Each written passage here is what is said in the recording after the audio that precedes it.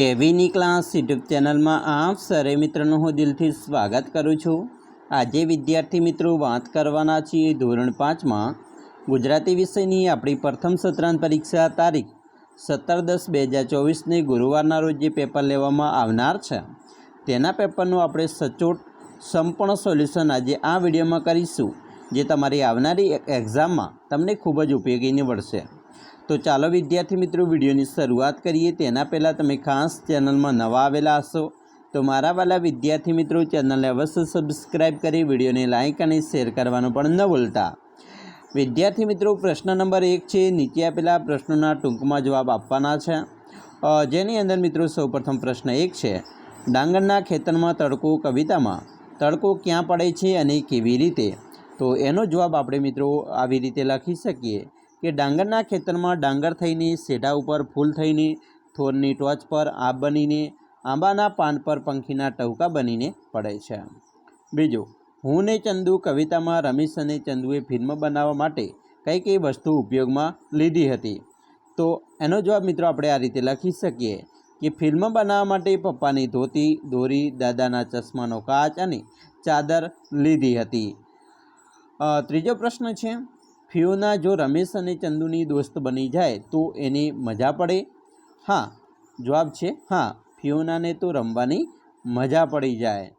ચોથો પ્રશ્ન છે, તડકો વાર્તાના પાત્રો કવિતાવાળા ડાંગરના ખેતરમાં પહોંચી જાય તો ત્યાં ચારે બાજુ તડકો જોઈને બધા શું કહે, શું કરે? લખો। મિત્રો આનો જવાબ છે કે બધા કહે અહીં તો મણનો તડકો છે, બધા તડકાથી બચવા આમ તેમ ભાગે અને ઝાડ નીચે જતા રહે। પ્રશ્ન 5, રીંછ કુટુંબની કાનૂની વ્યવસ્થા જણાવો। તો જવાબ છે રીંછ કુટુંબની કાનૂની વ્યવસ્થામાં ગુનો કરનારને સજા થાય છે। આ વ્યવસ્થા માદા રીંછ જાળવે છે। પ્રશ્ન 2 મિત્રો જોઈશું, કાવ્ય વાંચીને પ્રશ્નોના જવાબ લખવાના છે। મિત્રો કાવ્ય છે, ગીજુભાઈ એ તો મૂછાળી માઈ વાર્તા કહેતા શિશુઓને એક એકથી એ સવાઈ, નાના મોટા સૌ બચ્ચાને ગીજુભાઈ સાથે સગાઈ। મિત્રો આ જે કવિતા છે બરાબર, તો એના આધારે આપણે પ્રશ્નોના જવાબ આપવાના છે। તમને પણ આવી રીતે પ્રશ્નો મિત્રો પૂછાવાના છે તમારી પરીક્ષામાં। તો પહેલો પ્રશ્ન છે કે આ કાવ્યમાં કોની વાત છે? તો તમે જોશો કે આ કાવ્યની અંદર ગીજુભાઈની વાત કરવામાં આવી છે, તો આપણે એ પ્રશ્નોનો જવાબ લખી શકીએ કે આ કાવ્યમાં ગીજુભાઈની વાત છે। બીજું, અહીં કયા બે શબ્દો એકબીજાના વિરોધાર્થી અને સમાનાર્થી શબ્દો છે? તો મિત્રો વિરુદ્ધાર્થી શબ્દ પહેલાં લઈએ તો નાના તો મોટા એ વિરુદ્ધી થયા, જ્યારે સમાનાર્થી શબ્દમાં શિશુ તો બચ્ચા। ત્રીજો પ્રશ્ન છે, કાવ્યમાં વપરાયેલા પ્રાસવાળા શબ્દો લખો। તો ભાઈ, માઈ, સવાઈ, સગાઈ, તો આવા શબ્દો છે। પ્રશ્ન મિત્રો આગળ જોઈશું 3 છે, એનો છે, શબ્દોનો અર્થ લખી વાક્ય બનાવો। મિત્રો અહીંયા શબ્દ છે પરિચિત, તો એનો અર્થ થાય છે જાણીતું, તો આપણે વાક્ય પ્રયોગ કરીએ। રમેશભાઈને શહેરમાં કોઈ પરિચિત ન હતું। બીજું છે પહેરગીર એટલે કે પહેરો ભરનાર, તો એનો વાક્ય પ્રયોગ છે કે અમારી શેરીના પહેરેગીરનું નામ રામસિંહ છે। ત્રીજો પ્રશ્ન છે એટલે કે શબ્દ છે ભાળવું એટલે કે જોવું। મિત્રો અહીંયા વાક્ય પ્રયોગ થશે કે બિલાડી અંધારામાં પણ ઉંદરની ભાળે છે। ચોથું છે અધમણ એટલે કે 10 કિલોગ્રામ જેટલું વજન। વાક્ય પ્રયોગ થશે મારા મામા અધમણ તરબૂચ લાવ્યા। પાંચમું છે ગભરું એટલે કે બીકણ। વાક્ય પ્રયોગ છે સોહમ અમારી શાળાનો સૌથી ગભરું છોકરો છે।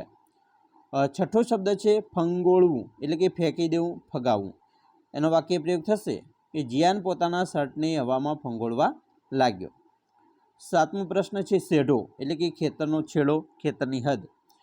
વાક્ય પ્રયોગ થશે કે મેં ખેતરના શેઢા પર સીતાફળીના ઝાડ વાવ્યા છે। આઠમો ક્યારો એટલે કે છોડ પરથી પાણી પાવા કરેલી પાળી। વાક્ય પ્રયોગ થશે કે મારા ઘરે તુલસીનો ક્યારો છે। 9 જીર્ણ શીર્ણ એટલે કે સાવ તૂટેલું ફૂટેલું। એનો વાક્ય પ્રયોગ થશે જુમો ભીસથી જીર્ણ શીર્ણ ઝૂંપડામાં રહેતો હતો। 10મું છે અઘરું એટલે કે મુશ્કેલ। વાક્ય પ્રયોગ થશે ફિલ્મ બનાવવી એ અઘરું કામ કહેવાય। હવે પ્રશ્ન મિત્રો 4 જોઈએ, માગ્યા મુજબ જવાબ લખવાના છે। પહેલું છે કે તમારા ગામ શહેરમાં આવેલા વરસાદના સમાચાર બનાવો અને પ્રાર્થના સંમેલનમાં રજૂ કરો। તો મિત્રો આપણે સમાચાર આ રીતે બનાવી શકીએ કે આ વખતે મેઘરાજા ચોમાસાની શરૂઆતમાં જ રાજકોટ શહેર પર મહેરબાન થયા। સોમવારે નોંધપાત્ર વરસાદ પડ્યા બાદ મંગળવારે મોડી રાત સુધી ધુઆંધાર બેટિંગ આખા શહેરને પાણી કરી દીધું. શહેરના તમામ વિસ્તારો જળબંબાકાર થઈ ગયા હતા. શહેરનું તળાવ પણ પાણીથી છલકાઈ ગયું હતું. આગળ મિત્રો જોઈએ પ્રશ્ન 5 છે. ઉદાહરણ મુજબ બંને શબ્દોનો ઉપયોગ કરી વાક્ય બનાવવાના છે. મિત્રો પહેલું છે કદાવર એટલે કે વિશાળકાય, નોતૃ એટલે આમંત્રણ, મેઘાડંબર એટલે વાદળાની જમાવટ, મેઘરાજાનું આગમન એટલે મેઘરાજાની પધરામણી, અને કયાગ્રો વરસાદ એટલે કે અનુકૂલનક્ષમ વરસાદ, એને કયાગ્રો વરસાદ કહેવાય. પ્રશ્ન મિત્રો 6 જોઈશું. નીચેના ફકરામાં ભાગ્યેન અને ભાગ્યશ્રીના વિગતો ભેગી થઈ ગઈ છે, એ જુદી તારવીને લખો.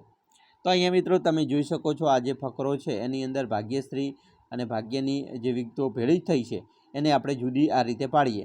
પહેલી ભાગ્યશ્રીની વિગત છે. તો ભાગ્યશ્રી 5મા ધોરણમાં ભણે છે. તે ઘણી તેજસ્વી છે. તે કદી લેસન ન લાવી હોય તેવું બનતું નથી. જ્યારે ભાગ્યની વાત કરીએ તો ભાગ્ય નિયમિત વિદ્યાર્થી છે. તે રમતમાં એવા કુશળ છે કે બધા છોકરા એને ભેરું બનવા કહે છે. તે પોતાના સ્વભાવને લીધે શિક્ષકોનો પણ પ્રિય છે. મિત્રો આગળ જોઈશું પ્રશ્ન 7. આપેલા દાક્તરી રોગ નિદાન રિપોર્ટના આધારે પ્રશ્નોના જવાબ આપવાના છે. અહીંયા તમે જોઈ શકો છો દાક્તરી રોગ નિદાન રિપોર્ટ છે અને આ બીજો રિપોર્ટ છે. અહીંયા મિત્રો આ પણ આરતીનો રિપોર્ટ છે અને આ પણ આરતીનો છે, પરંતુ તારીખ અલગ છે.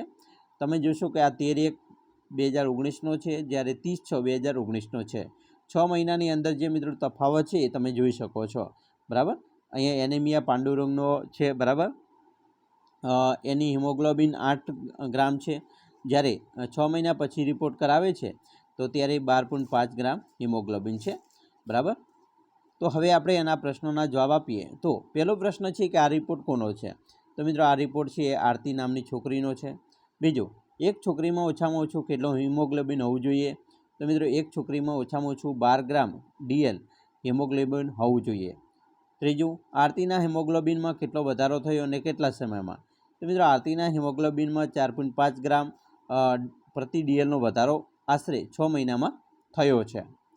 ચોથું છે આરતીમાં કયા રોગના લક્ષણો દેખાય છે? તો આરતીમાં પાંડુ રોગના લક્ષણો દેખાય છે, જે એનિમિયા કહેવાય. પાંચમું છે જ્યારે પ્રથમવાર રિપોર્ટ કરાયો ત્યારે કઈ ઋતુ ચાલતી હશે? તો મિત્રો જ્યારે પ્રથમવાર રિપોર્ટ કરાયો ત્યારે શિયાળાની ઋતુ ચાલતી હશે, કારણ કે ત્યારે પહેલા મહિનો છે એટલે જાન્યુઆરીમાં એ રિપોર્ટ થયો હશે અને જાન્યુઆરીમાં શિયાળો હોય. તો વિદ્યાર્થી મિત્રો આવી રીતે તમારું પેપર છે એ આવનાર છે. તમારી પરીક્ષા માટે તમને અત્યારથી બેસ્ટ ઓફ લક કહીએ છીએ. મિત્રો અમે આશા રાખીએ છીએ તમને આપણા વિડીયો ખૂબ જ ઉપયોગી નીવડશે. અને ખાસ વિડીયો ગમે હોય તો મિત્રો લાઇક કરજો. તમારા મિત્રો સુધી વિડીયોને શેર કરવાનું પણ ન ભૂલતા. અને ખાસ ચેનલમાં નવા છો તો ચેનલને અવશ્ય સબસ્ક્રાઈબ કરી લેજો, જેથી કરી અમે તમારા સુધી ધોરણ 5નું તમામ પ્રકારનું મટીરિયલ મોકલી શકીએ.